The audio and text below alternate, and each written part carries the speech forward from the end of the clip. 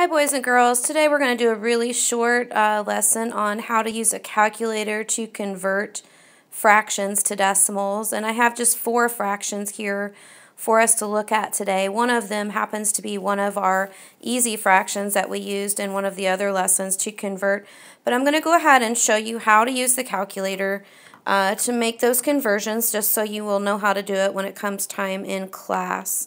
So I have one of our calculators from the classroom, and basically what I'm going to do is I'm going to take that first fraction and I'm going to enter the numerator first, which is 1.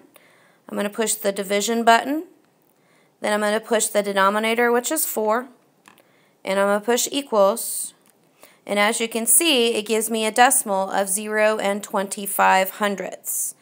So that is one way that we can convert a fraction to a decimal using a calculator. So if we take the next one, which happens to be 1/5, I'm going to enter 1, enter the division button, enter 5, and equals. And there's kind of a glare there, but it is 0 and 2/10 or 20 hundredths. So we would go ahead and write that down. And we're going to go ahead and do the next one, which is 9/25. So we have 9, division button, 25, equals. And as you can see on the calculator there, it's 0 and 36 hundredths. Going to write that down. And then I went ahead and put this fraction on here because I wanted you to see what happens with some of our fractions that aren't so easy to convert. So we're going to take 1/13. So I'm going to enter 1, division button, 1/3, equals.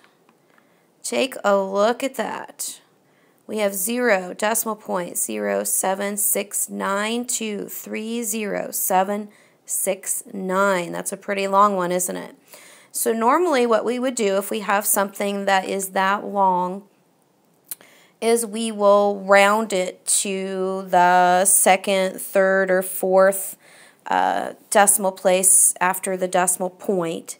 So what I would do in this instance, I would probably take it 4 decimal places over. So I'm going to write 0.076, and I'm going to keep the 9 a 9 because my next digit to the right of that is a 2. So I'm not going to round it up, it's just going to stay the same. So that's how we would go ahead and do that decimal. You're going to have some exercises that you'll do in the classroom where it's going to ask for several decimal places, and you'll just go ahead and write all of those out. But most of the time when you're using math and using decimals, you're probably going to round to the nearest 2 decimal places. If you think about money, money only has 2 decimal places. But anyway, so I wanted to show you that quick lesson today on how to use a calculator to convert fractions to decimals. Thanks, guys.